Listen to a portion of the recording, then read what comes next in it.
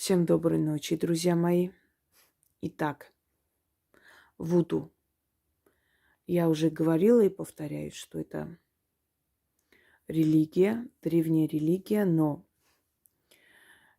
э, одна ветвь вуду считается магией. То есть магия, основанная на древней религии поклонения духам. Если кто-то хочет освежить в памяти знание о вуду, можете посмотреть мой прямой эфир вуду.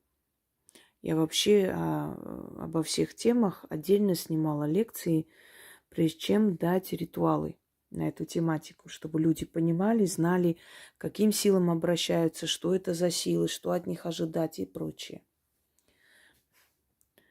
Вуду помогает, практически каждому человеку, который правильно проводит эти ритуалы и заговоры.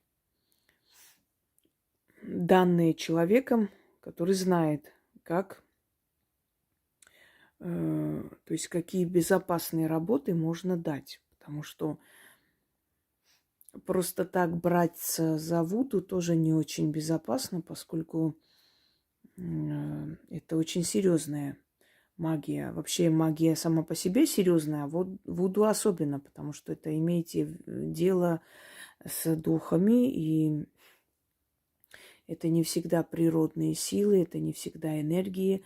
Это, как правило, вуду основана вообще и религия, и магия вуду на духах. И магии, которые создались и как бы на основе вуду, это худу, это сантерея, смесь католицизма и прочее. Это все, собственно говоря, очень серьезные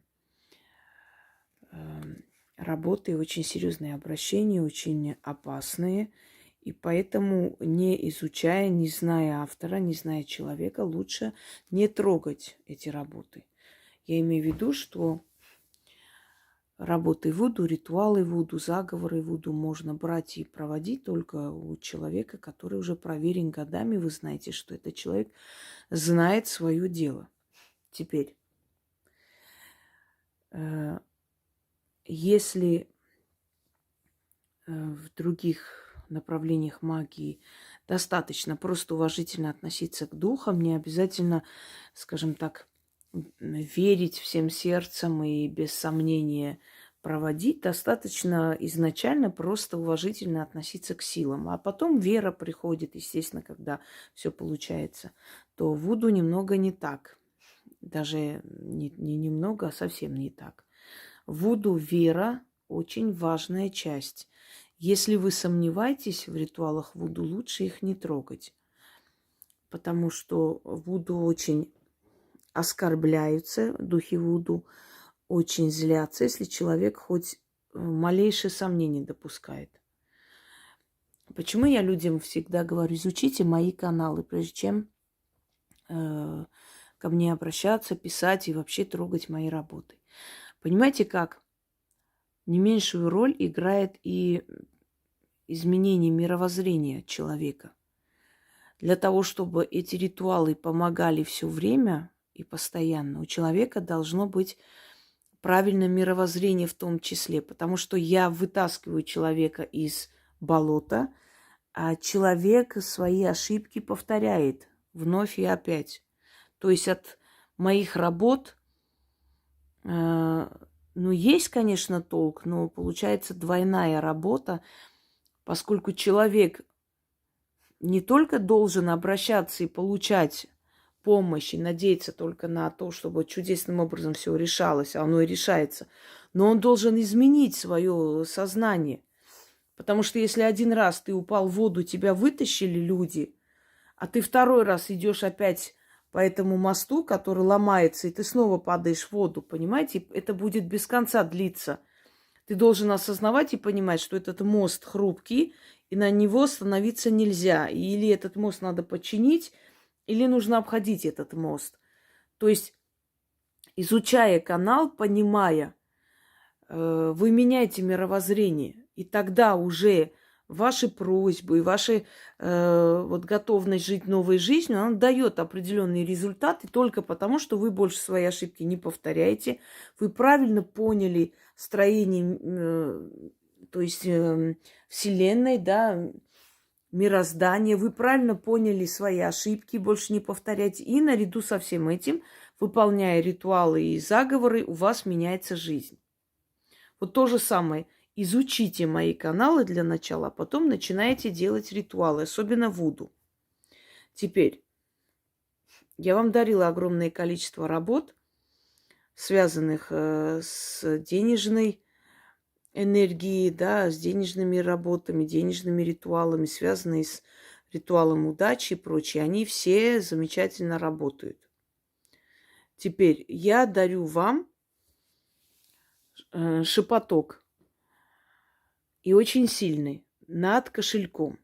Если кто-то не может запомнить эти слова, не может правильно написать, мой вам совет: ждите, пока внизу Яна напечатает, то есть напечатает текст и выставит. Мне часто пишут, уже до такой наглости уже дошло, что я выхожу из себя просто иногда. Вот субтитры я посмотрела, записала, оно не соответствует, что делать?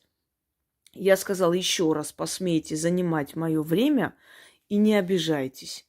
Еще раз повторяюсь, ритуалы, заговоры, которые исчезли из-за того, что мы канал закрыли и открыли, то есть мы скрыли и открыли, тогда исчезают все вот мы внизу выставляли, и с того канала, который выставляла Яна, тот канал исчез, и вот с нашего канала исчезли эти заговоры. Но вы можете набрать название этого ритуала просто в Гугле и написать рядом текст, и текст выйдет на нашем сайте. На сайте все тексты есть в форуме, все. Там есть основное количество работ, не все работы именно видео, но тексты есть все, которые были на моих каналах и есть. И поэтому либо ждете, либо не наглейте, пожалуйста. Вы знаете, я иногда выхожу из себя и так удивляются. Вот сегодня одну женщину очень грубо поставила на место, наверняка обиделась, наверняка где-нибудь услышим потом гадость, пишущие мне абсолютно без разницы. Но сколько можно? Вот, посмотрите, я на работе там что-то, что меня ждет. Я хочу поехать куда-то, там женщина предлагает, посмотрите, она искренне или нет. У меня дочь встречается с кем-то, посмотрите, как там все дело закончится. Я пошла к какой-то гадалке, она мне что-то там сказала, посмотрите, она мне соврала или нет. Я в конце концов просто взорвалась. Ты видишь, что я тебе не отвечаю. Это значит, что мне не нравится то, что ты делаешь, то, что ты пишешь. Я сказала: я не твоя личная гадалка. Я не обязана смотреть ни твою дочь, ни тебя, ни твою работу. В конце концов, если человек врач, это не значит, что вы можете заходить каждый раз в его кабинет без стука и говорить: а посмотри, почему у меня тут болит, а проверь, а напиши мне, какие лекарства мне надо пить, а почему у меня горло болит, а посмотри, почему у меня температура. Есть определенные, манера, есть определенные правила обращения. Идешь в регистратуру, пишешь, ждешь очереди и так далее. Нельзя, просто нельзя. Вы сами выводите человека, потом удивляетесь, почему она вас послала. Посмотри мне туда, что правильно сказали, а посмотри, мне стоит поехать. Кто ты такая, чтобы я тебя смотрела, твою семью смотрела, твоих соседей, твоего начальника, твою дочку, твою жизнь, твои проблемы? Я не поняла. Я нанялась, что ли, работать у тебя? Если вы ведете себя по-хамски, какой вы ответ от меня ожидаете? Я понять не могу. Все, отвлечемся. Итак, открывайте кошелек. Там у вас всегда должна быть мелочь, всегда должны быть деньги. И на кошелек начитывайте один раз и закрывайте кошелек тут же и прячете обратно в сумку. Те деньги, которые в кошельке, можете потратить естественно. Если у вас есть какие-то начитаны на деньги, на монеты вы носите в кошельке, ничего страшного. Этот заговор вреда не принесет тем заговоренным деньгам. Он не касается их. Начитывайте каждый день. Постарайтесь один раз открыть кошелек и начитать этот заговор и закрыть. И перемены вы увидите в скором времени. Итак, необычный заговор, который нужно ждать, когда текст наберут. Если вы не сможете сами с моих слов записать. А теперь заговор. Если бы вы только видели, там тень падает, и картина такая немножко страшноватая, знаете. Вот я даже сейчас сфоткаю и вам покажу. Как прям человек живой в пространстве. Сейчас, секунду. Вот. Видите? Итак, начнем. Миунджу. Hunipa utajiri. Miunju nipe bahati nzuri. Ninakuomba. Ninakushukuru. Utikufu kwanjo miunju. Kubwa na omnipotent. Nisikilize na kuumba. Nisaidi na kuumba. Kuhusu jua na mwezi. Kuhusu ardhi na maji. Moto na hewa. Nisaide. Nipe bahati. Nipe nguvu. Nipe bahati. Utukufu kwa miungu mbinguni. Mimi ni utukufu. Dinaini. Nitanememba kwa bahadu. Nitanemba kwa fedha. Nitaweka utajiri katika vifua. Mimi ni tajiri. Nina bahati.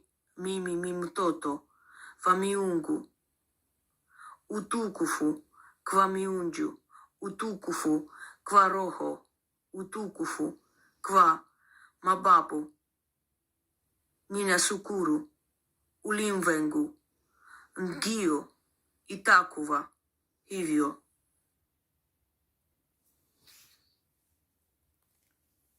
Постарайтесь это сделать каждый день, открывая кошелек, начитывая над кошельком. Чем чаще вы будете это делать, тем больше вы будете призывать деньги в свой кошелек. А результат, естественно, вас удивит, как всегда и как обычно. Всем удачи и достатка.